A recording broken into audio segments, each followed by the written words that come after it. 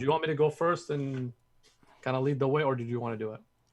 Uh, you can go first, but like give it like a good 2 minutes before things go Yeah. live. Okay.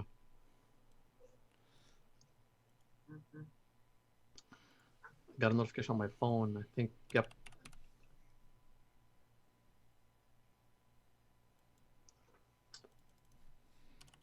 Not on the.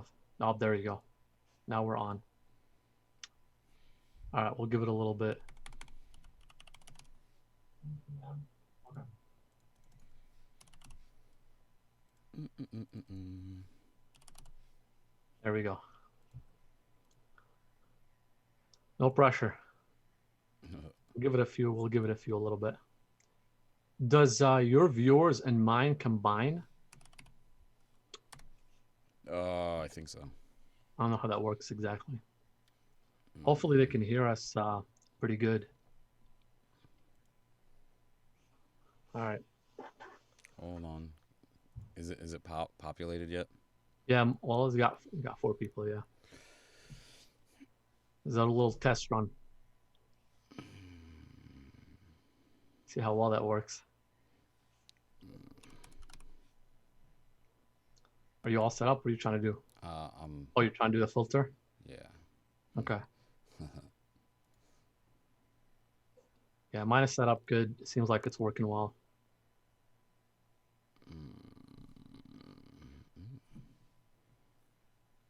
So you can have lists. I just don't know where the list is. Okay. I It's think choppy. is it choppy? Well, at least if I'm I'm watching it on my my my Facebook, it's my bit rate's pretty good though. Like the what I'm sending out is is mine different? 4600 kilobits. Um, no, so it's going straight to Facebook. So you should. My upstream's really good. It's Okay. 60 frames too, so there's a lot Okay. of data there. There was no notification this time that you or I went live, just so you know. Okay, I mean it's still cool. Like it's gonna show and people are gonna. I just don't. Let me see if Yeah, it should show. So go does it first show then and on kind of lead the way, or did you want to do it? I'm gonna do. Okay, there we go. Just so you know. Yeah, it sounds like we. It sounds good. So we got that. I'm just like trying to get There we all go. my screens in the right spot. All right, if you want to start to introduce and everything. Yeah. No, there's only one. Are you sure this is working? There's only one viewer. I mean, I'll look on yours and make sure. What does it show on yours? Oh, I have two people watching. Yeah, that's just me and you probably.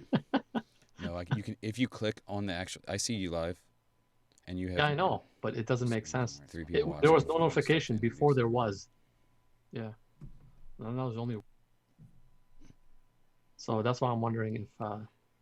I mean, yours is. I can see it. It's just people are gonna have to. Okay. I'm gonna go to yours real quick. All right, so we're gonna give this a shot then. All right, go ahead. Introduce yourself. Who are you? All right. Well, for people on your page, I guess this is for you. My name is Moussa Sleeman, and I've known Chris for how long? 15 years, man. Yeah, 15 years. 15 years, man. It's been a pleasure. It's been a nice ride. It's been wavy ride up and down, but it's been really nice though.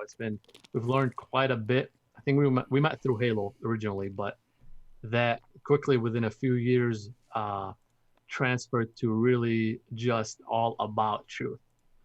We went on a road of just wanting to learn the truth about pretty much everything that we can get our hands on, from religion to politics to aliens, which is more me than Chris, but you know, that's why we call this the taboo talk. It's all things people don't really want to talk about, but we've always, expanded our interest in those. So, so yeah, I'm an engineer. I live in Chicago. Been here for a good 20, probably over 25 years now. It's unbelievable. I lived more of my life here than I did in Lebanon. Originally from Lebanon, and yeah, that's been our biggest road, is to really we had this um, Want to talk about, this but I don't know what you want to call it, this pull to want to learn the truth about everything. And this has been Just going on for like, we had a lot of questions. yeah, we That's had a what I lot of would say. questions. We wanted them answered, but we didn't want to just go find answers. We wanted the right answers. We wanted the truth. That's what it is. We actually, and that's what got us really close to each other because you were the same way. Now go ahead and introduce yourself to the people on my group. This way, people know who you are before you start So talking. my name's Chris Gould. I'm from St. Louis. Uh, like you said, I met him 15 years ago. I'm a tech into computers, all things computers. Doesn't matter, hardware, software, networking, refurb. Um, him and I, we just kind of reiterate what he was saying is we got into questioning things and more so than questioning things, understanding the processes it takes to differentiate fact from fiction. You know, everyone's talking about how there's fake news all the time now, and we started to recognize that a long time ago. And we were very interested in learning the history of all different industries, whether it was um, like marketing and how marketing works, and like the whole history of that and how that grew from back in the early 1900s with Sigmund Freud and Edward Bernays and that whole thing, uh, and how politics play out and what's considered public relations, uh, and just getting into every facet of society, whether it was religious, um, political, um, all the different like what were the influences of the wars, all the different factors that Right. played into that. For instance, just World War II, and this is pretty much common knowledge now. But Henry Ford sold planes to the Nazis, and he was making a profit off the war, and that not necessarily that's good or bad or anything like that. It's just a matter of there was a financial um, Benefits. Yeah. Yeah. interest in this, and then there's like he all the logistics that was concerned with that. We have just scoured the internet with any subject we found interesting to try to figure out like the truth. I mean, people talk about JFK and like the whole different things and scenarios that could happen with that, but everything as weird as that to like your everyday, how do you determine if this news story is true or not? And yeah, him and I have just been kind of like tossing stuff back and forth, trying to figure out how to actually get down to the brass tacks. How do you discern fact from fiction? And um, this is just something we all always talked about all the time for hours, almost daily sometimes. And Yeah. and now we're kind of been doing it for a while, and now we're kind of just sharing it with people. Yeah. Well, the funny thing is now, people are like, oh man, this is the media is fake, this and that. And we look at it and laugh. And we're like, we've known this for years. And people would always tell us, you're crazy.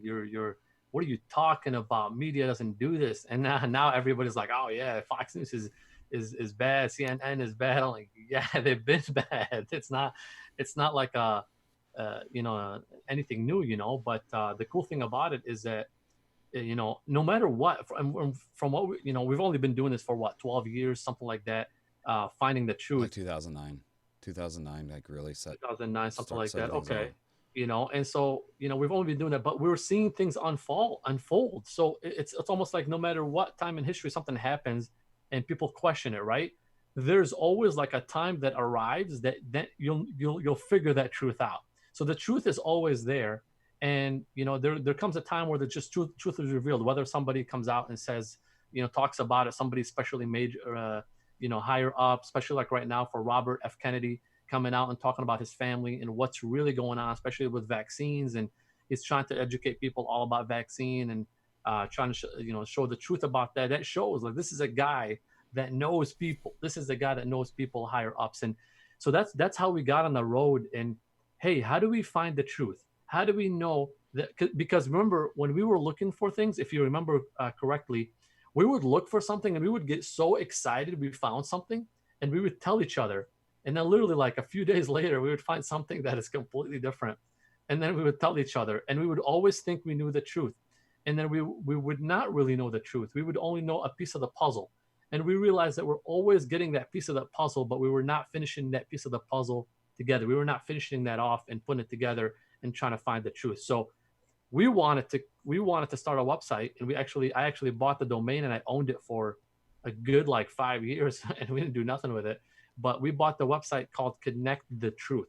We started a Facebook page actually with it, and we had a plan for that website, but then we realized we just don't have the time or the money at the time to put into that website. It needed a lot of resource, a lot of money, a lot of time to be put into that, um, on the website on that project. But this was exciting for us. Like, we got really excited about that. We wanted to bring more people in to help us find the truth on all subjects, whether it's religion. Hey, what is the right religion? There's over 5,000 religions in the world right now. Who's right? Somebody's got to be right. Can we all be right? So we Yes. wanted to find the truth about that. We want to find the truth about politics. Who's behind? Who's pulling all the strings? What's the real big agendas of a lot of things that are happening around the world? And trying to take like some conspiracy theories and find the truth of those conspiracy theories, even though we don't quite like wording things as a conspiracy theory, because there's truth behind every conspiracy theory. That's what people don't realize. Whether it's a lot of it being true or some of it being true, there's a lot of truth behind them, and that's what we wanted to do. We wanted to find that truth, and this is what really the show is about. Is we call it taboo talk, is really because of all these subjects that people are afraid to talk about. I mean, you post anything about religion on Facebook, or God forbid, God forbid, they'll crucify you. I mean, That's two it's puns. unbelievable. You post something about politics that people don't like, people will bash you. I mean, I've definitely had friends that don't talk to me because of my personal political views, and they're not even willing to listen to why. It's just, hey, you believe this, I believe that. You go your way, I go my way. You can't convince anybody of anything, no matter what. They have their mindset, and that's it. And that's something we've learned to respect over the time. Mm-hmm. Hey, we're not going to convince anybody of Mm-mm. anything, Mm-mm. but what we can do is share the truth, or share our truth, and let people know what we believe, is based on a lot of research and a lot of findings. And that's all we could do. Maybe we can plant the seed, maybe we can do something, but at the end of the day, it's near impossible to really Get down to the uh, truth. get down to the truth, Yeah. and to really flip anybody to believing anything. Everybody's got their own mindset made. This is my truth. Hey, I'm a Christian. This is my truth. I'm a Muslim. This is Which my truth. isn't which isn't wrong in any stretch of the Yeah, and, imagination. and and that's the thing, is that especially when we got down to talking about religion, and I was trying to find what is the true path in religion. I got really mad even at my own religion, because I'm like, oh, what makes my religion true and everybody else is false? And I was really frustrated in my religion for the longest time, and then I realized later, the more people I talked to, I'm like, you know what, I might be hurting people if I'm actually going to them and trying to get them to think a little differently. And I tried to do that a lot of times. I tried to be like, hey, look at this, open your mind, look at this. It doesn't mean that you're wrong, but look at this. And I tried to flip people around, and then I realized later, hey, this is actually working for them. What they believe in actually works for them, and really, I believe that works more for religion than for politics. Because religion really, it's a little bit more deep. If you believe, Muhammad is the true prophet, and this and that, like, this is your truth, and this is what makes you feel good, and this is what's going to keep you being a good person, then that's what you should still be, and that's what you should keep going at. For people who love Jesus and think this is their Jesus is their savior, the Son of God, and this and that, and they're saved by Him, then this is their truth, and this is what they need to keep believing in, because that's what's going to keep them being a good person. And if an atheist is an atheist, even if he doesn't believe in anything, man, if they are a good, if they realize this, but they're saying, hey, we can be good without any of this, then that's what they need to be. And so when you start to realize that with all these aspects, um, of the truth, then you start to realize, hey, um, you respect all of those truth, and then you realize this is everybody's truth, and everybody's truth is different. So then it makes you come, for us at least, you come back and scratch your head like, but then what is the truth? And then that's when we start to realize, a few years back, it's like, man, there is no real solid truth. It's really based on your culture. It's based on how you grew up. It's based on so many aspects that we can, talk about them for the next 2 3 hours if you wanted to. But how you grew up in life is really dictates what you believe in, no matter what, whether it's political, whether it's this. I mean, I grew up, loving this leader in Lebanon. I didn't know what it was. Now he's the president of our country. But at the time, I grew up and loving him, and this and this and cheering for him. I didn't know better. My parents were cheering for him, so I cheered for him, so I never had that opportunity to like think outside the box and think, why is it that this guy was being cheered for? Why is it why is it that I'm Orthodox, and Orthodox Christian is the real Christianity, and everybody else is wrong? I've met some Muslim people that are 20 times better than Christians, and I've met some atheists that are 100 times better than both, and I've met some Hindus that are, you get down to it and you realize that it's not about what you believe in. It's about the person that you are and what you do with the culture that you grew up with. You know what I mean? So I know I've been talking a lot, about the truth and this and that, but it's especially the religion. It excites me because I studied it for over 12 years. This is merely for people in your chat, but that's a religion is a subject I studied for over 12 years. It's a dear to my heart. I love it. I've come to respect every religion. Same.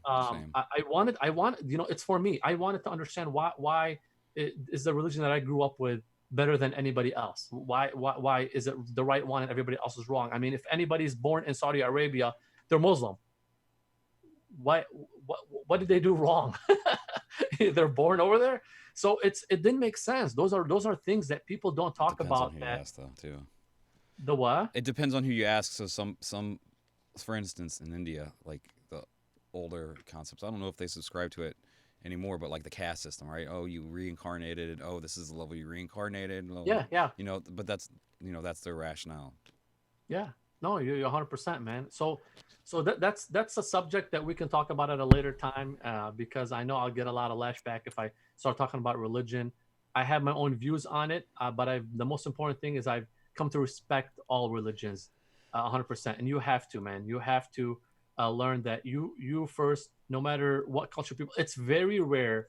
That's why you see it like go on the news if you hear a Christian convert, or if you see somebody convert, because it is very rare for anybody to convert to anything. Your culture has molded you into what you are today and whatever you believe in. There's nothing wrong with that as long as you're doing the right thing with what you believe in. So whether you believe dancing while worshiping is okay or not, I mean, that's a religion of its own. Whether you believe, worshiping Muhammad, or God, and his prophet, 20 times a day, whether if that works for you, that is the truth, and that's what I want to emphasize on. But that's the exciting thing that got us talking. We wanted to know the truth about religion. About We everything. wanted to know the truth It was about everything. politics, everything. Yeah, everything. We questioned everything. I mean, literally, guys, for those who are listening, Questioned me everything. and me and Chris would literally call each other every day on my way back from work, and we would talk for an hour or two. Then we would call each other in the evening, and we would talk for 2 hours because we were so excited about what we would find out about different subjects. And politics was one of them, especially when I started to really dig into 9/11 and the truth about 9/11. For those who are aware, I'm not going to get into that, but for those who are aware about the truth about 9/11, there's a lot of details there that are red flags. And You say truth, though. I mean, it just depends, because correct. different So people at the end have of the day, different. like I said, there's almost like a science behind finding out the truth. You have to really become a scientist, researcher, engineer. You have to become so many things to really find the truth about any subject. And even if you find the truth, is it? You know what I mean? Is it the truth? I mean, there's so many things. I mean, if you really want to get down to the truth So, effect, like you could literally say, is the sun really that far away? Because that's what you believe it is, but it's not quite the truth. It's you don't know that. And so as long as we can tell each other, hey, I believe something. And the word believe, that's something very important. The word itself, believe, is to know that it's not true. I don't know if people know that. It's when you believe in something, you know it's not true. That's why you believe in it. Otherwise, you would say, I know. That's why I say, like, people say, well, like, I believe in Muhammad. I believe in Jesus Christ. I believe in this. They don't, not many people you would hear saying, I know this, Semantics, yeah. because when you say, I know this, that's crossing the line. That's what I'm saying, dude. But do you really know it? Do you really know that? Can you Well, really provide enough proof to show what the truth is? And that's something we struggle with, me and Chris. I know we have a lot of arguments about that as well. yeah. So let's. So I'm very, very, very, very skeptical. Like for something to be truth to me, like the one of the biggest things that I would say in seeking any information and trying to distinguish if it's true or not is you got to understand yourself and how you see things and like all the different biases you might have that It's a good point. you're like, oh, I found this information, oh, it goes perfectly along with my preconceived ideals and my concepts, and I'm just gonna, I'm not gonna scrutinize it, but I heard it, so it's good, so I'm just gonna use this and say, oh yeah, this information, sure. And if you really want to distinguish fact from fiction, you have to be very detached from the outcome. Yeah, If you're trying to get a certain type of outcome, you're going to skew information to fit and suit your needs. So, in order to real fact find, you have to know that you innately have biases in the way that you perceive information, and you have to actively work against yourself. It's a very hard thing.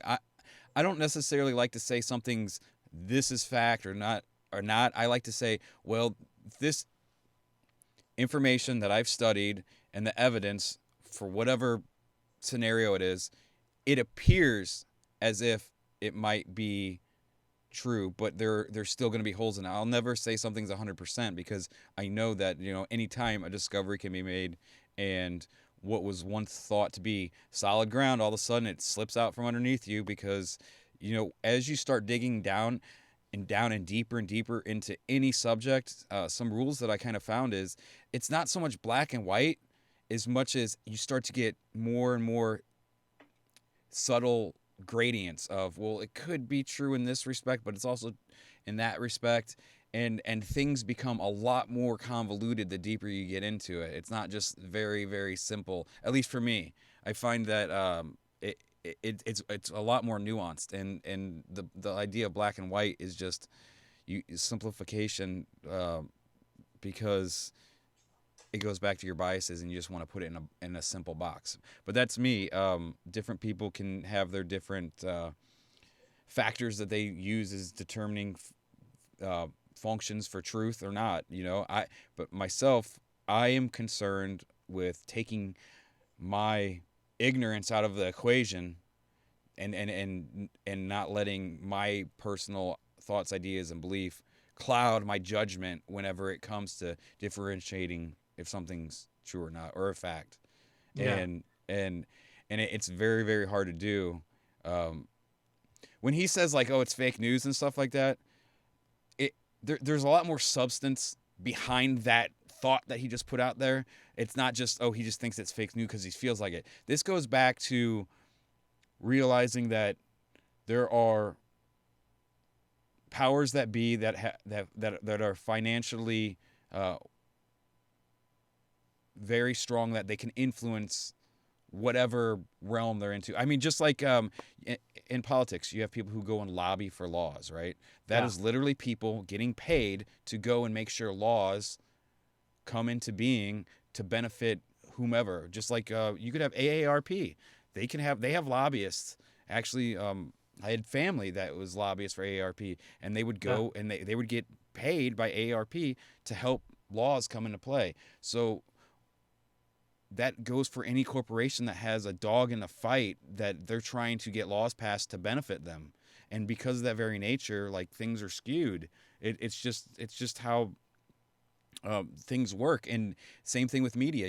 There's a person that owns Fox, there's a person that owns CNN, and yeah, I understand the whole idea of journalism and getting the truth out there, but that does not mean that there aren't subtle agendas behind what people Yeah. are putting out there, the news, whether it's like, they just want to spin it for the blue side or the red side, or if it's a little bit darker, like someone has an agenda and they got their hand in the cookie jar, and Yep. and there's financial backing behind it. I'm not saying that there's not more trusted sources than others. It's just that it's really hard to dig through all the different variables when it comes in the situation of trying to find fact. And because of that, it's like mainstream media is, it's really hard to not trust them, but like when you have one perspective on a situation and that's it, and you don't have multiple different ways of looking at it, it's really hard to just hear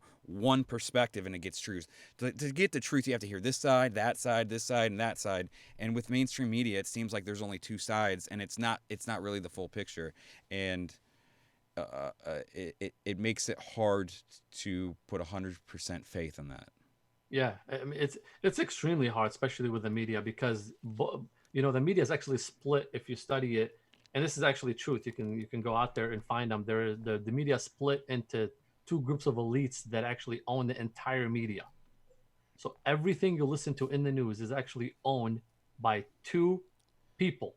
So, and there's if you really, get down and study what's going on right now, it's, people, and I do my fair of bashing Trump and this and that, and people actually think I'm Democrat because I bash Trump all the time, and I really bash him because he's just an idiot. Oh It's not man, necessarily because you it's not necessarily because of, yeah, I know I might get some backlash because of that, but it's not really because I don't want a Republican in office. I don't care, to be honest, who's in there, because if you actually sit and study politics, you'll find out a lot of stuff that's actually real. They've actually taken people to court, programmers to court, and they testified in court, saying that all of the voting is rigged, and it's been rigged since JFK. This I, is this is a I can't fact. I can't I can't say I can't agree with that. Well, okay, this is I can share the video with you. I That's know. fine. So this is what's cool about me and Chris, is that we don't agree about a lot of things Yeah. sometimes, and we share things with each other, And so a lot of the cool stuff is we have a lot of stuff to share with each other, and then we dig down and find out, like, which one is actually real or not. And and one thing, this is actually a really good point that you brought that up, and you actually said you don't agree, because one big thing we learned, because we disagree with a lot of things that we talk about, this is how you learn. We realize that we don't need to be right. We got to a point where, like, man, all we do is find things, and all we cared about is being right. All we wanted to be the one that were right, the first, whoever found the first truth, we wanted to be the first one right. And then we start stepping back and saying, why are we butting heads? Why are we always butting heads with each other? And then we realize we are a lot more alike than we thought. And usually, if you understand, how personalities, the more the biggest the person is, the most like similar to you personality wise, the more you are going to be clashing with that personality. So if you meet your twin brother, if you have a twin, you're going to be clashing with them. Not necessarily a twin like a family wise, but if you meet somebody with your same personality, same everything, thinks the same way, does the same things that you do. And I've realized that in my life. I started to realize that everybody who is very, very, very much like me personality wise, I fight with him the most. I argue with him the most. And then we stepped back and we're like, all right, well, maybe we need to look into ourselves first, and before we keep going with our research. So you remember that? Meet your twin well, brother, at least it was for my end. I wanted to start studying the self. I wanted to start studying myself and my background. That's what you really have to do. Yeah, and this is really what woke us up big time. Like this, I think I went on like a good year, maybe even two. I mean, it never stopped, but like I'm talking about like deep research about the self and about the studying the self, and how how do I think, how to talk to people that think differently, how to change my own behavior and my own thoughts. If I'm starting to get angry, how do I change my Why are you behavior? getting angry? You know, What? like why in Yes, those like why conscious. Yeah, like we would get in fights, and like we would get in fights like all the time because I would say this and you would disagree, and then we would go round and around, and then we came to the point like we started to realize that it was just like it wasn't necessarily bad that we disagreed, and then we figured out how to discuss different information without like really stepping on each other and like kind of respecting, and it grew to being a point of when we did have disagreements, it was more like, well, show me what you got, you know, what are you talking about, I'll take it into consideration without just completely like cutting it off. yeah. No, it was really good though, man. I mean, we learned from that. But like I said, we butted heads a lot. We learned from that, and we're still friends. So it's not like to me at least, it benefited us a lot more than it hurt us in the end.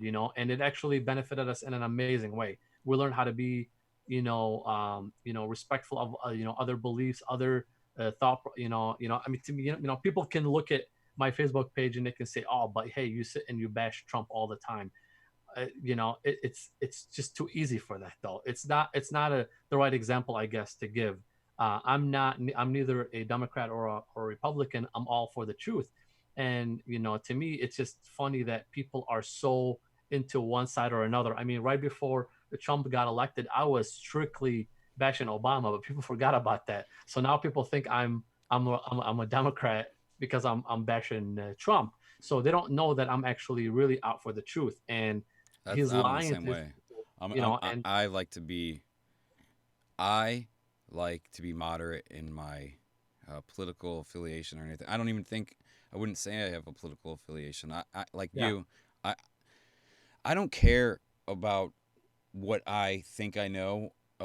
If I can have a conversation and I can learn something on top of it, that's more important. Like I'm always trying to get to the truth, not my what I think the truth is.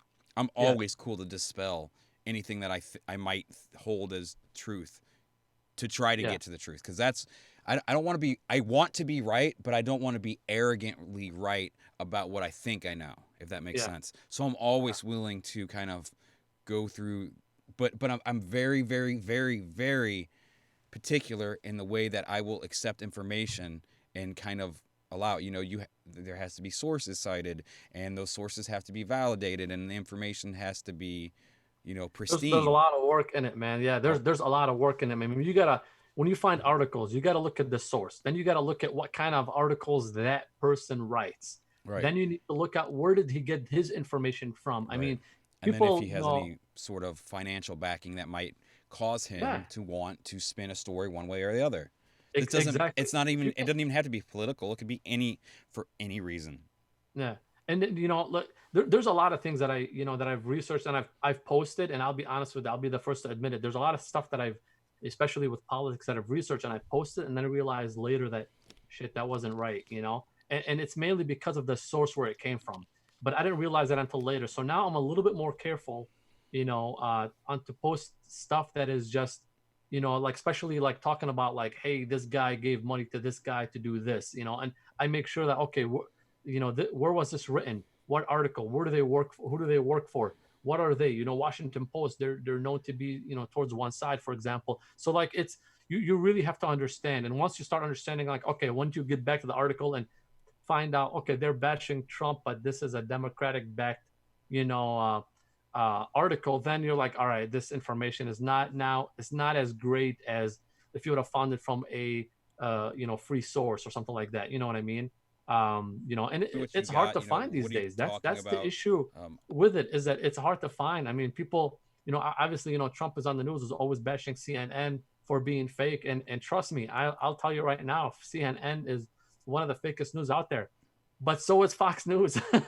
well, so so they yeah, all. I mean, it with news sources, it really goes back to being a kid, and everyone can agree to this. That whenever you sat down as a child and you played the telephone game, when information went from this person to that person, there was always something lost in translation for whatever yep, reason. If there was an agenda behind it, just if this person misinterpreted the information, if this person didn't hear it accurately, and because of that game, we know that even if it's a source of news, as it goes through one source, there is going to be information lost in translation. That's just how things work. Yep. I mean, Yep. the only way you can send information from one thing to the other and not lose anything is Yeah. whenever it is transmitted from a computer. A computer can send one file to one person across the internet, and it sends, and there's nothing lost. But that's a digital computer. We aren't computers, we're human beings, and we are imperfect. And because of that, all things are kind of subject like to being misinterpreted, misinformation, propaganda, disinformation, the whole nine, like for all different reasons. And it's really hard to get to what is actually the truth. Yeah. Oh yeah. People don't realize how hard it is to try to find the truth about any subject that any subject period, you know. And that's one of the reasons why we wanted to start A the website. website Yep. Connect the Truth, is to really find the truth about every subject. Right. And you know, and you'll be amazed. I mean, you know, half my friends believe in something, the other half believes in something completely different. I mean, it's not, you know, it's not a surprise, you know, like the entire world. That's why we are so diverse. The entire world grew up differently, whether you grew up in Japan or China or Saudi Arabia or Lebanon. Your background is different, and your understanding of how life should be lived is different. You grew up with a culture, the culture that you know, that groomed you to be the person that you are, Right. whether you like it or For not. better That's or why, worse. yeah, you know, to me, like I'm thankful for coming to the States and being here, because I grew up with their culture. I grew up half with this culture, and I groomed myself into both. But now you have no idea how hard it is to ungroom yourself from your own culture, to I don't know how you want that Unlearn. word, the right word to describe Unlearn. that, but Without just Unlearn. unlearn. There you go. Yeah. Unlearn. So to unlearn things that you've learned as a kid is one of the toughest things, period. And especially for anybody that's older. You know, I've literally, in my own country, okay, and trust me, you know, I'm from Lebanon in the Middle East. We're probably the most stubborn people in the world. Period.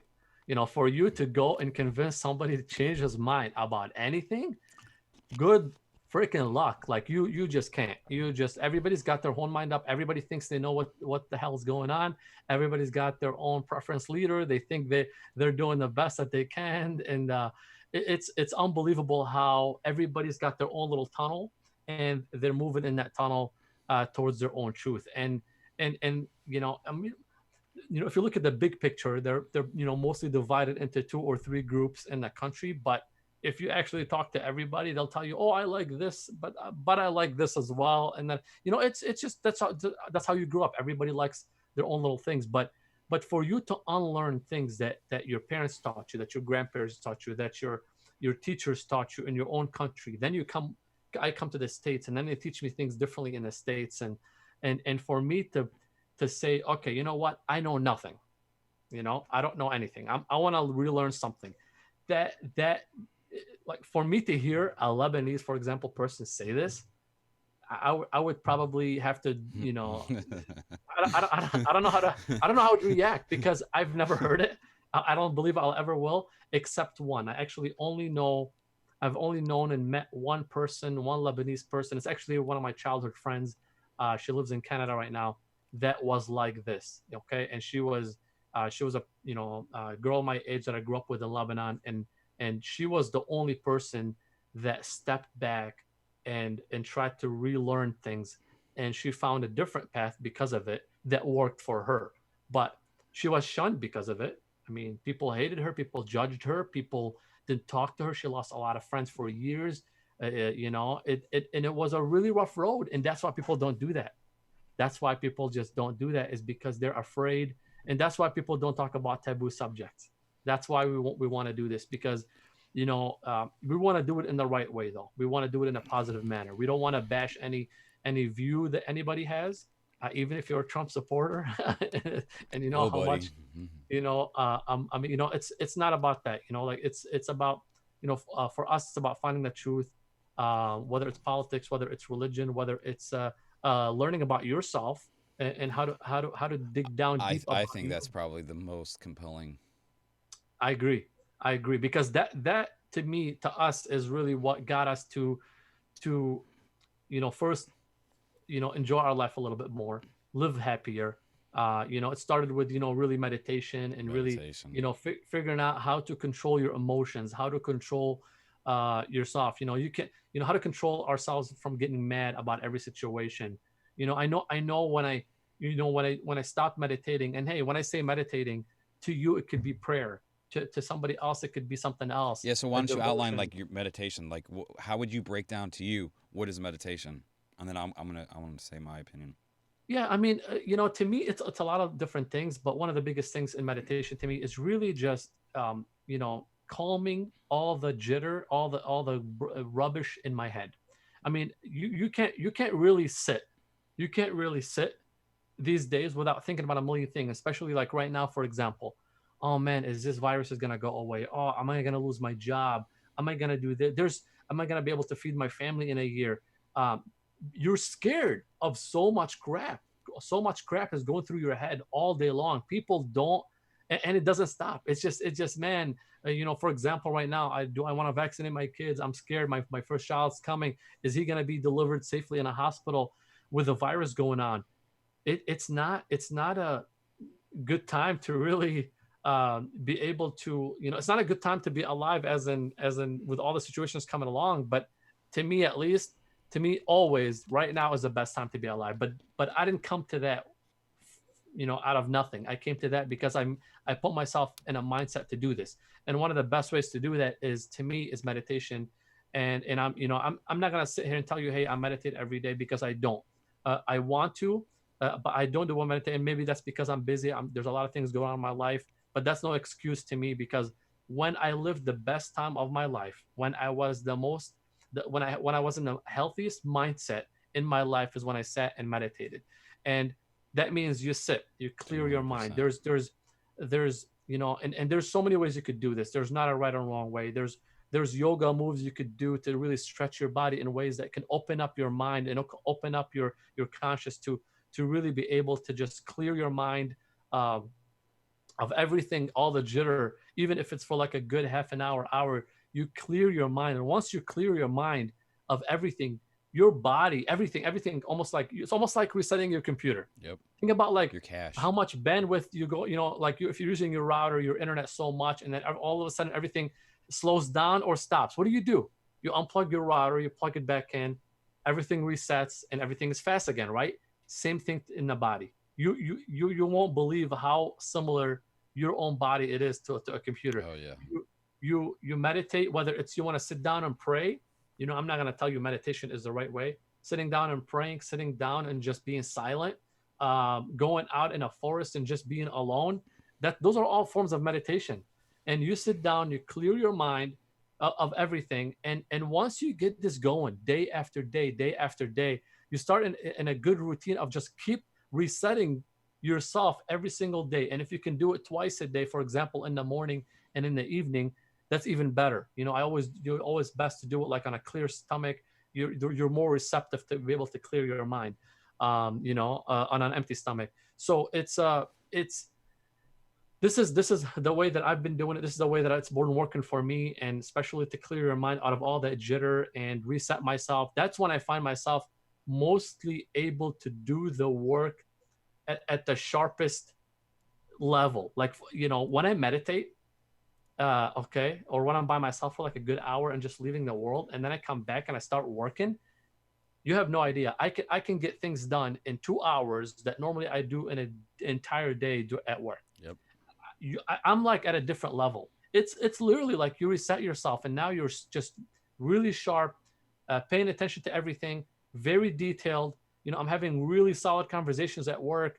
It just resets you. It really resets you. Mm-hmm. And I want to do that. This is kind of like my eye opener to get back into meditation, to get back into really clearing my mind, clearing my head every time, every morning, so I can get back into being sharp again, so I can get things done fast, so I can do the things that I want to do at a much sharper level. So it's really exciting, especially when after I get done with every meditation that I do.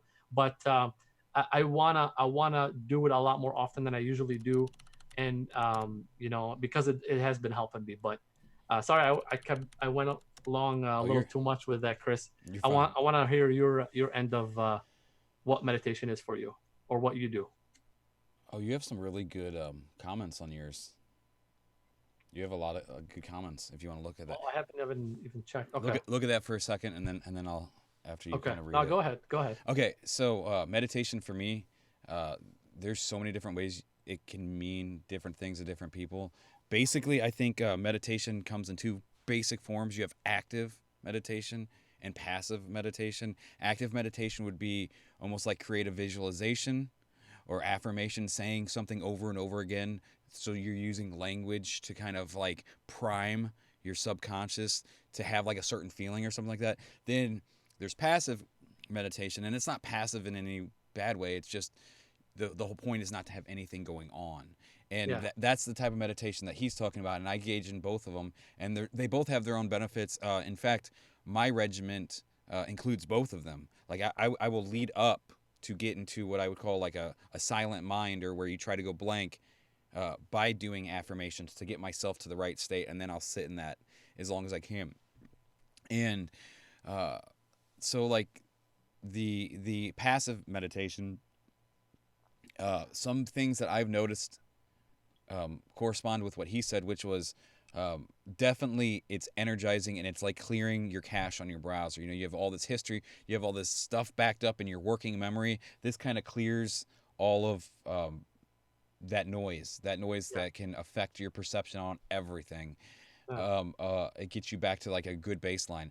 But in meditation, you start to learn how this works, and you start to see how it's very impulsive. Like your thoughts, they're kind of like they have a mind of their own, and like you'll see that your thoughts just kind of bubble up when you observe yourself. And that's the big thing about passive meditation. You just sit there, and you can observe how things float up in your mind, and you're like, but I'm not in control of that. That just came up by Yeah. itself. And you Yeah. start to see how automatic you are. And you're Yeah. like, I'm like this machine that's just habits. And I have these thought processes, and they say that like most of your thoughts are just junk and noise. And the meditation is kind of like the tool to remove all the crap so you can just focus so much better because you don't have that background static and noise going on. Yeah. No, that's a really good point. Yeah, that's and I believe that's what's making me focus really well, especially when I'm done with meditation in the morning. And I need to do this a lot more often than I do. But like I said, when we talk about this, guys, we're talking about this is just our method of really, yours could be praying, for example. Some people when they pray, they feel really good. It resets them emotionally, resets their head, and it makes them focus more on their day and a lot more Or happier connected, and that's the thing. or connected. Correct. Yeah. And I agree. And meditation, that's kind of what it does too. Is I feel more connected to everything when I do meditate, and it helps me not be so. I don't know how to say it. Like I feel more connected, and like so, like you said, prayer and then meditation. Like it's all about going back to it. I call it mental hygiene, right? So you go and you brush your teeth, right? Because you want to keep your teeth nice and everything, right? And people go and they take a shower every day because they don't want to be dirty, right? I think that even like You regard, need to do that you to go to your mind.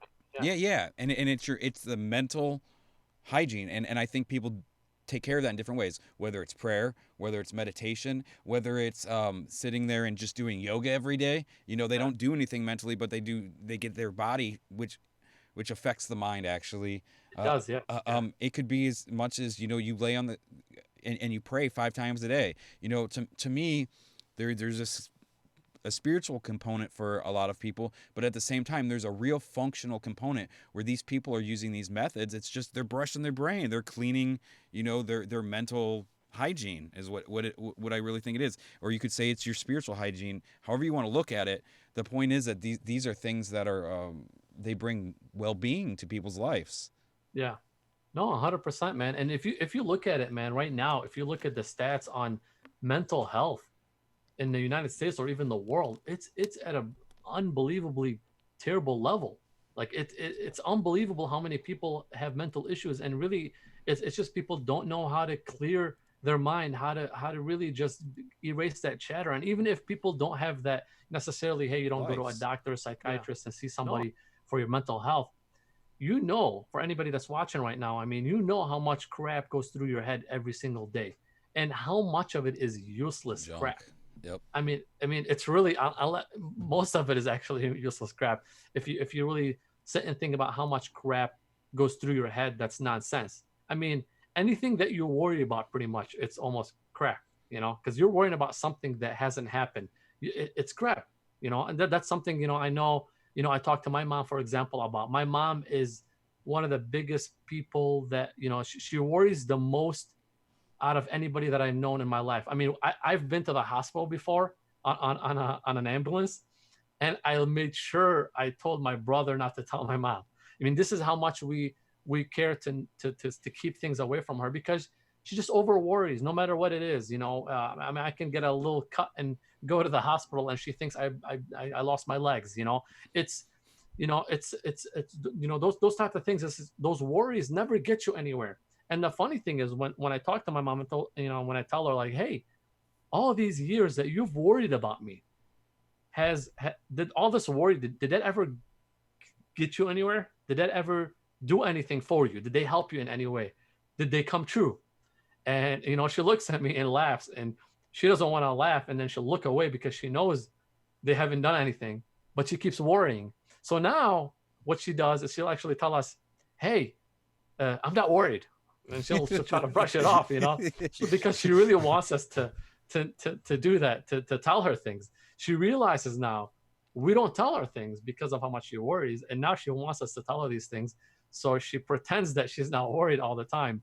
But, you know, like I said, I mean, people worry all the time. I mean, obviously, it's a natural, you know, it's a natural person reaction to a lot of things. You know, obviously, especially if you build, you know, you have a family, you have kids, you're worried about them. It's natural. But hey, you worry and you get back to the now. You don't sit and keep worrying about the same thing over and over again. That's just called, you know, I know it might be called, hey, yeah, but I love my kids. Yeah, but that's also stupidity to a point. If you know, not Well, judging people, but, you know, it's kind of like you're really just wasting your energy, and you're really just throwing, you know. What were you gonna say? I know you had something to say, so Chris. so I was gonna say there's the Buddha quote. Buddha, it says those who love 100 people have 100 woes, and it comes from attachment. Because when you're attached to someone and their well-being, and they get hurt, or they have an issue happen with them, Yeah, you know it's going to affect you, right? Because of compassion. yeah, And that becomes from because you're emotionally attached to them, right? yeah. And so that affects you through proxy.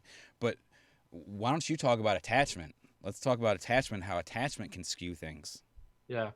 I mean, I'll let you start with that. I'm not sure where you want to go with With that. attachment? Yeah, Okay. So just like you were talking about your mom, right? So yeah, she'd be really, really, really attached to you. All I'm hearing is, you have a mom that really cares about you, right? And because she cares about you, which is not a correct. bad thing, Nope, but yep, uh, because you care so much, any little thing that happens to you, it affects her. yep, But in our everyday life, we have these things. So I could be attached to this thought where I could be a Republican, or I could be a Democrat in my head, or I could be this. I could be an American, or I could be this. I could have all these different attachments that I hold on to in my identity of who I think or feel I am, and those attachments can skew how I look at reality. And that's one of the things when you start to dig deeper into understanding yourself, and you start going down the observation path, right, which is part of a meditation, you start to see how these attachments influence the way you perceive the world around you, for better or for worse. yeah, And this is one of the things. So him and I, when we were looking for truth, we both had to come to this conclusion that we had these uh, different attachments to things that we kind of had to let go if we were going to really find out the truth about things, you know. And it's part of what skews things, you know. If I think I'm this type of person, and I go out to look for information, and I, it's called confirmation bias, when you find information that only suits you. only suits you. Yeah, Yeah, you find whatever's out there that fits your story, your preconceived narrative. And yeah. if you don't understand that about yourself, you're just going to go into the world of information and pull all the things that It suits you. yeah, yeah, and and that's one of the things that you had to overcome, and we both did it separately through meditation. You actually got to experience meditation in a way that I didn't. You got taught by like a master, where I kind of went and I read and I tried different things, but we both came to the same conclusions, though. A lot of the Yeah, same conclusions about yeah. meditation. And that's something we discussed before, and I told you I was shocked and excited that and because I'm like, man, this guy is coming to these and is agreeing with me with all the meditation and all this stuff, but he hasn't even done what I did. But I took a different way, and this is what we're trying to say, is that there's not a right or wrong path. There's not a path that's set that this is what you got to do. This is what's exciting about life. This is period, because everybody takes their own path. There's nobody that travels on the same path as another person. Not two people do not travel on the same path ever. Doesn't matter. It doesn't matter if you grew up from the day you're alive to the day you're both gone. No two people travel on the same path. Everybody meets different people. They have different right or wrong, experiences in life. They take different paths. And so I took a path that I studied, and I learned about a master that taught meditation, and I really wanted to experience what his method was. And I took a class. I actually took my brother with me and a friend of mine, and we had an unbelievable experience. I mean, even if I talk about it right now, people will not believe it. It's some of the things I experienced in there is straight out of magic. I mean, it's you'd look at me like, get the heck, you did not see that, you did not experience that. I did. I experienced things. I don't talk to them about to people, because first, I know people are gonna backlash it, and second, unless people have experienced it, They won't they're have a not point gonna of understand reference. it. Yeah. They're just not gonna understand it. And so this is where life is limited in that aspect, but it's not really limited. It's limited to what you've experienced. So for me to come and convince somebody, hey, you should meditate, this is what you would experience, also has negatives to it, because now they have expectations, and that's something I messed up with. I told one of my friends who was going through mental health issues that, hey, I went over there and this is what I experienced. So when she went over there to experience that, she didn't. And it's not really that she didn't, is that she had expectations. She had expectations of what she's going to be experiencing, and she did not feel it the same way. So it was disappointing to my end. That's one thing. It was disappointing that she didn't get to experience that, but she still came out of there unbelievably different, and she couldn't see it. And this is what was unbelievable, is that everybody's going to learn to grow in their own separate way.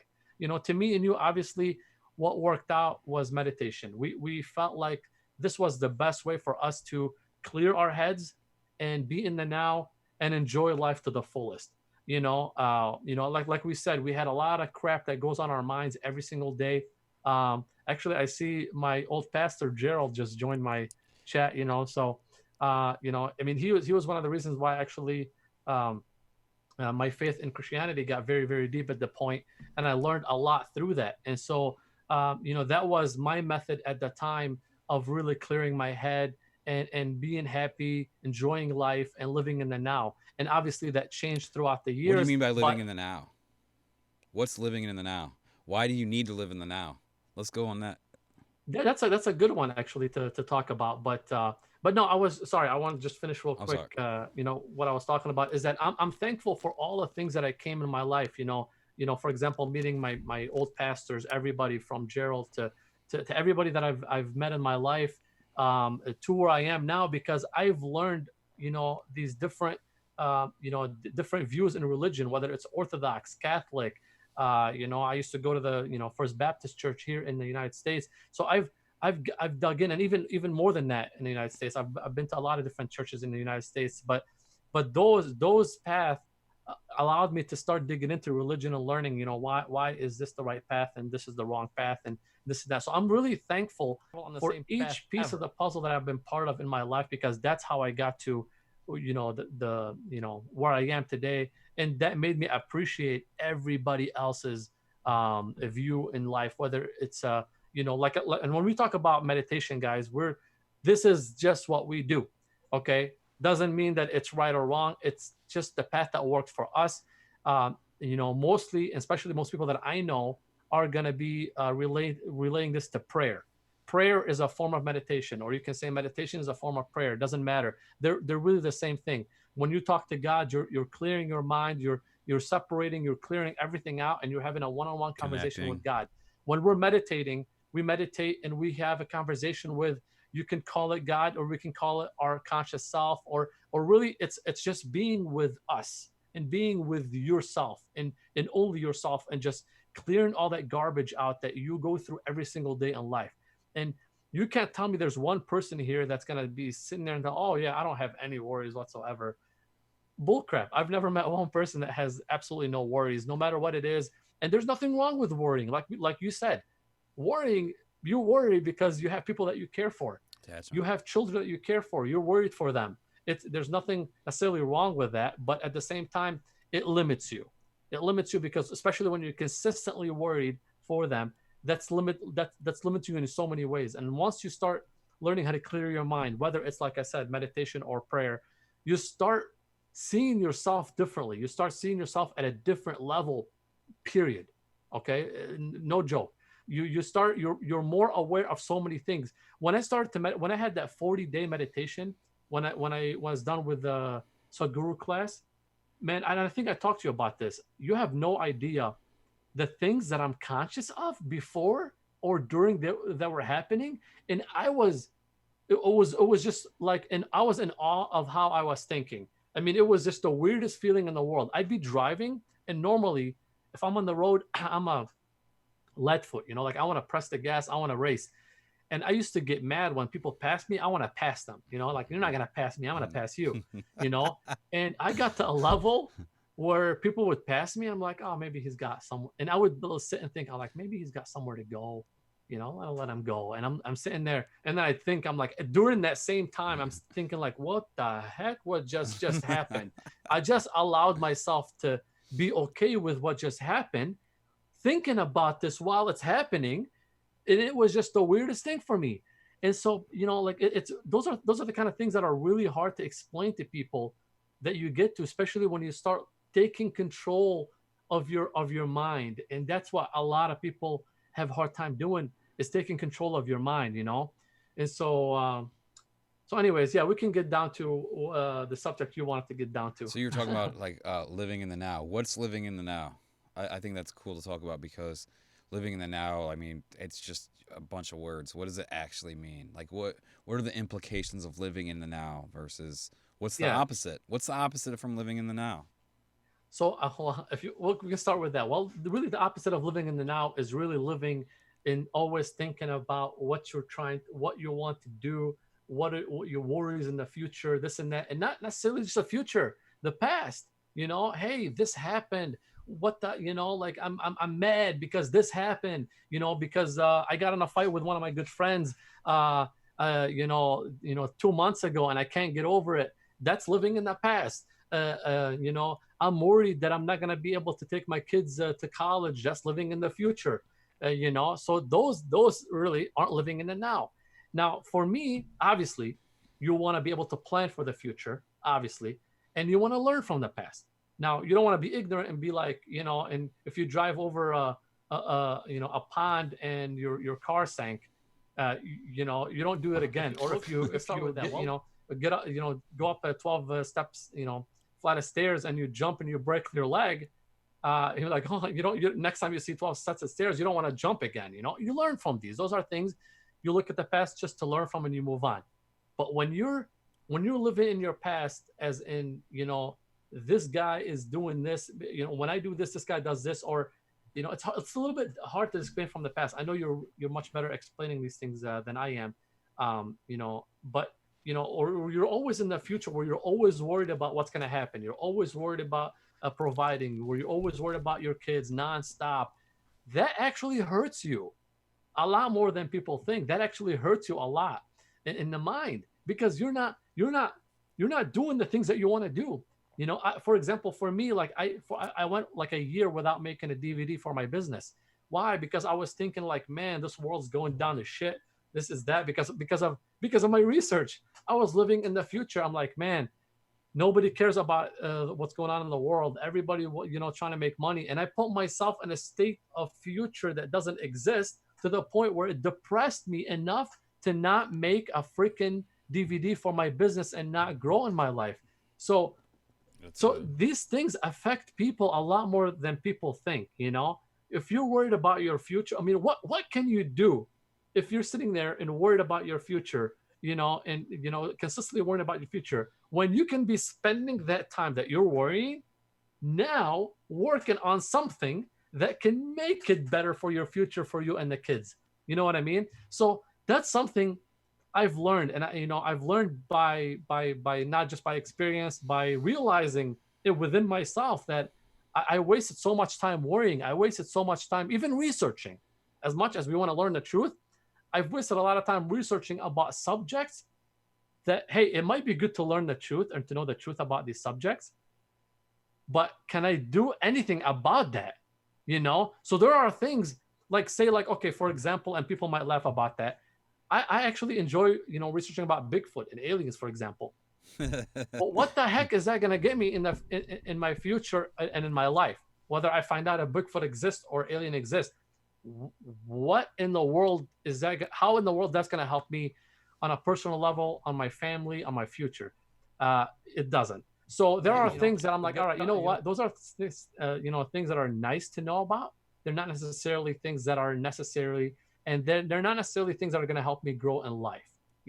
So that's when you start, focusing on things that are, more, that are going to help me more in my life and in my future. But that's my definition of living in the now, rather than living in the like the future and the past. When we live in the now, you're doing the things that you want to do in your life and that you enjoy doing in your life. You're literally doing what you love to do. When you're not living in the now, you're living in the future or in the past. You're living basically with fear because of something that happened to you in the past, or you're living with emotions and worries about things that have not even happened in it. So obviously the past is done. Nothing you could do about that. The future hasn't happened. Nothing you could do about that. So that's why I believe it's most important to live in the now. That's why you don't see me really, especially around friends and family. Like, I don't get mad and stressed about many things in life, because what hasn't happened I can't control. What's in the past is already done. Mhm. So why would I want to why would I want to sit and spend my time doing things that are not going to help me, benefit me in the now? You know what I mean? Mhm. So go ahead now and explain what it is for you. So, so I just like to say the the future and the past is just all a figment of your imagination. They are models built out, whether it's forward or backwards in time, and they're based on your extrapolation and augmentation of what happened. And there's so many different filters that those things come through, that you're not really seeing what's happening in the past, you're not really seeing what's happening in the future, and it becomes a point of, it's just occupying space in your mind. This goes back to meditation and having none of that background noise happen. And worrying about the past or the future, if you're worried about what is it? You said it, and this is, this is a common saying, but if you're worried about the past, you're depressed. If you're worried about the future, you're anxious. And I'm not saying that I don't ever have those thoughts or whatever, but learning about myself through meditation and whatnot, I realized that when I'm in those states, it's negatively impacting me, opposed to I'm worrying about things that I have no effect on. The only thing I can really ever do is something right here, right now. You know, and yeah, you want to plan for the future, like you said, but the only real control you have over the future is what you're doing right now. And yeah, that's just I mean, it's a figment of your imagination. And you know, when I was younger, I used to have like, say I was doing something that I've never done before, right? Maybe it was with people that I've never met before, and I was gonna go do something with them. I used to have all these scenarios in my head. What am I gonna say? What am I gonna do? Or are they gonna think this way about me or that way about me? I just have all these thoughts, just this noise going on that would build up in me and create so much anxiety. I couldn't like enjoy myself, or some points I would just wouldn't go somewhere because I had all these different ideas of how things are going to go. And I'll tell you, like 99.999% of the time in the future, the thoughts that I had in my head, the fears, they were never substantiated. I would go and it was like this, it was never as bad as I would make it out in my head. And with the past, it doesn't you no good to worry about the past. You can't. It's like the past was there. Learn from it. But to sit there and dwell on it, it it doesn't Yeah, have any effect on you in a positive way. yeah. No, I'm 100% with you, man. So this is something we actually, realized, when we started to really look into ourselves and look deep within ourselves, and and try to understand how do we better talk to each other between me and Chris. Because like I said, for those who missed that, we used to butt heads a lot, for subjects that we're trying to find the truth, and he would think he found the truth, and I would think I found the truth, and we had to really dig within ourselves first before we can start really get back and talk about these subjects, because we were not going anywhere by just trying to top each other off with these subjects. So that's why we decided to, hey, we need to start researching. And then, I believe you started to send me some really good stuff about getting, some really good documentaries. Then I started to find some similar stuff. That's when I found, Sadhguru, which is the master that taught me my meditation as well. And it was like I said, I went through one path, he went through another path, trying to really learn about us ourselves, and how do we make ourselves better, how do we understand people better, how do we learn to accept also other different views. Like I said, I had the most, I mean, I was, at a time I was most angry about my own religion at one point, and then I had to really step back and realize, like, no, there's a lot of good with that religion as well.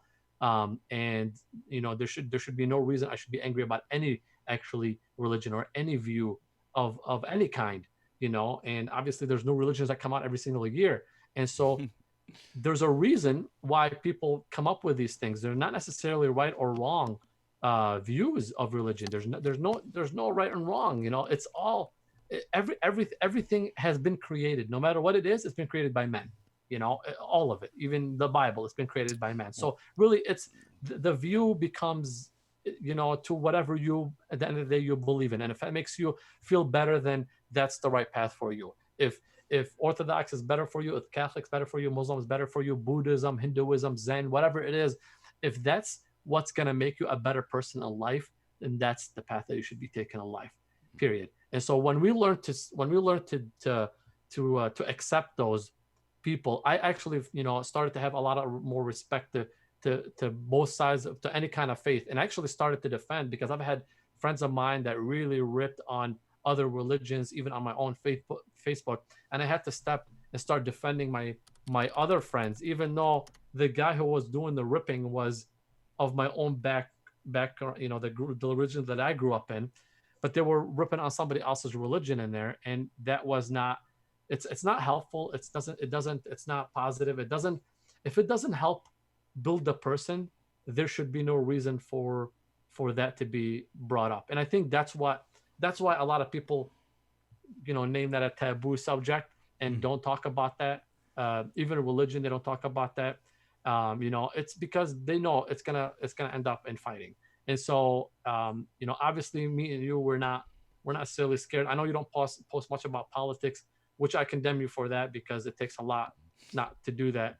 But it's still something really cool to discuss and learn from, and this and that. And there's a lot of views we both have about politics, and we both have about religion.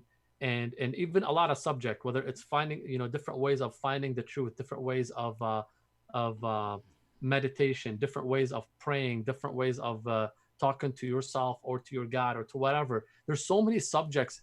This is why we're doing the show, guys.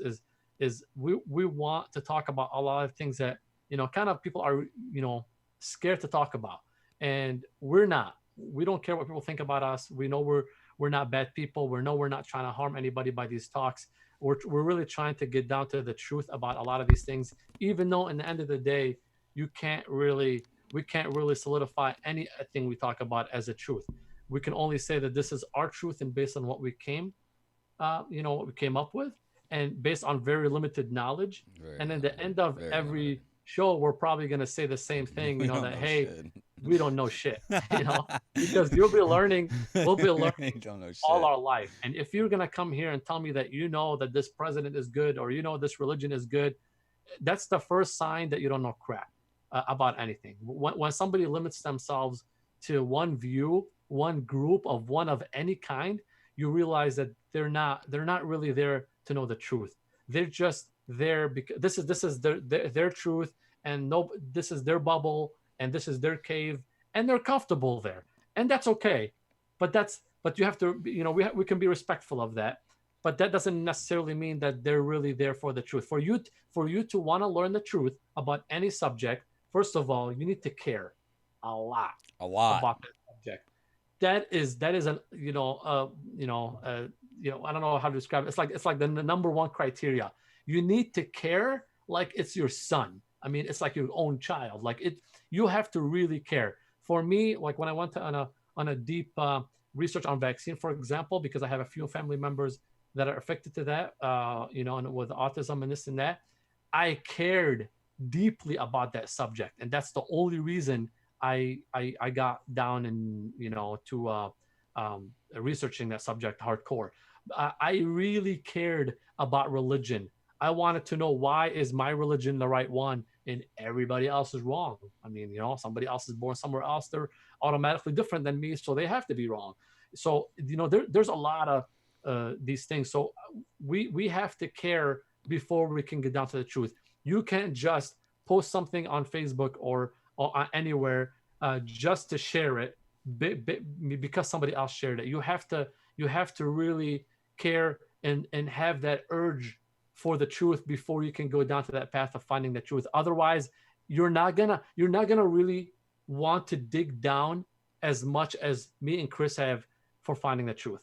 And that's a fact, because there are subjects that we didn't care as much to dig into as other subjects, and we can tell you right now we don't know shit about those subjects. But the ones that we really dug down deep in, and probably the biggest one, is really learning about how to fix a person yourself, how to fix yourself on the inside first. Because if you want to change the world, you got to change yourself.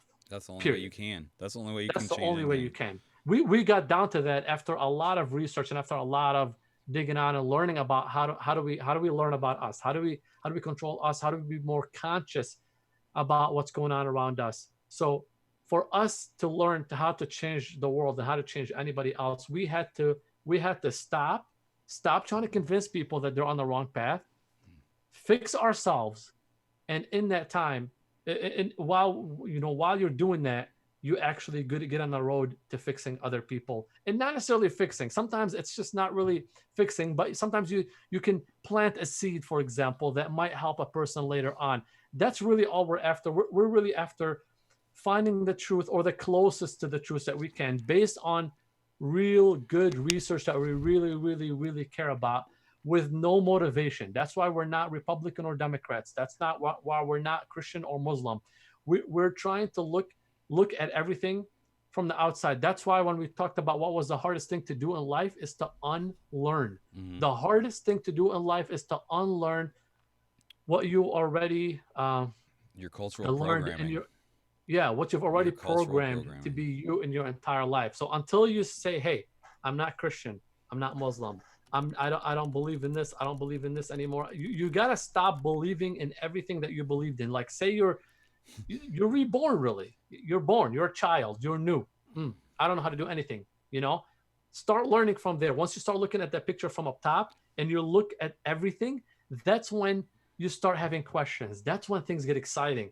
That's when you're like, man, okay, so I'm not a Christian, right? I'm not a Christian. So I'm gonna look down and say, all right, so oh, there's a Christian here, and there's a there's a Muslim here. Oh, there's a Hindu there. What the heck? Well, which one is right? So it allows you to start questioning things. But if you're looking at it as like, hey, I'm a Christian, okay, I'm a Muslim, I'm That's a right. You lens. know, you know what I mean? And so Not that then it's a then bad it's hard lens. for you to get down to the truth and learn that. Now, we're not saying that there's anything wrong with that, you know, just because you're taught to be Christian your entire life, you're taught to be Hindu or Muslim. There's absolutely nothing wrong with that. That is your path, your truth. And if that makes you a good person, by all means continue that. Not everybody's after the truth, and not everybody cares enough to want to learn the truth. What we're saying is that we care to learn the truth, and that's what we're after. So we're really after finding the truth about subjects that we really really care about. And for those who are for those who are excited to listen to the truth, that's why we want to keep the show going. So if you guys I are don't claim to actually know the truth. Okay, hold up here. what I don't, I don't hear I you. don't. You're like we're gonna tell the people the truth. I don't think that I know the truth. No.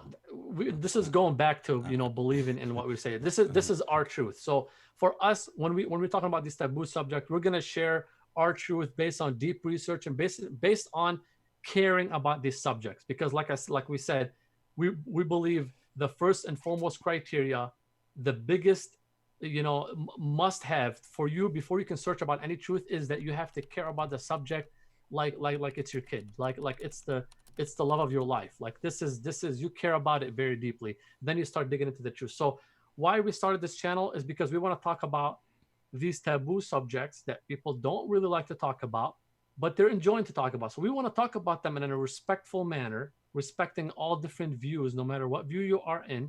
But we're also trying to share what we found based on our research. And this is not biased. Like I said, I'm not a Republican or Democrat. I'm not a Christian or Muslim. We're looking at this as some people that are looking at it from a higher view, and we're trying to find out, okay, well, what makes this religion the right religion, and what makes this political view the right political view, what makes the other one the wrong one.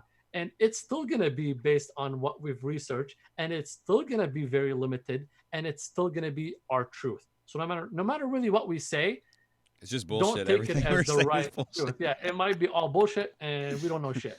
So, you know, but no, I think it's unless you have anything to say, Chris, I think it might be a good time to end it, and then we can we can take if anybody that's watching this still has any comments on different subjects that you guys want to hear us talk about in the future, please comment underneath this video and let us know, and this way we can prep to talk about a new subject in the future. I think that would be really good. We'd like to make a list of things, and maybe we could do this on a weekly basis, right, Chris? We could do this on like a weekly basis for like an hour or 2 hours, where we can talk about these subjects. And hey, if anybody that would like to talk about us, that would like to join our talks Yeah, with some of these subjects, we are that'd be also cool. open to that as well. So we're not claiming that we know everything. Just because we research a lot doesn't mean that we know anything. So we would love to hear people and their different views on things, and we would love to include them in our next shows, in our future shows, for example. And please, if there's anything that you guys want us to talk about, we definitely want to be part of that as well, and help this channel grow. So we're doing this really just for fun, for education, help us learn, and help you learn, and help people. If people enjoy watching us talking about these subjects, then that's what we're here for. Right, and like you said, this is like this type of conversation would probably be happening at least once or twice a week, anyways, between him and myself. And we just figured, hey, we'll put it on here. If we get one person watching and they learn something, or they say something to us and we learn something, then it's cool, right? It's someone else to add to kind of like our conversation, help us learn, or whatever good can come from it, right? Yeah. Nope. 100%, man. All right. No, good talk. Good meeting today, man. We'll end it at this, and then hopefully we'll see you guys either during the week or next week, and we'll try to schedule it down this way. People know when we're about to go live, Right, though. right, right. in case anybody wants to watch. I'm thinking Friday or Saturday night, but we'll have to Yeah. get with that. All right, I'm gonna stop the stream. Good night.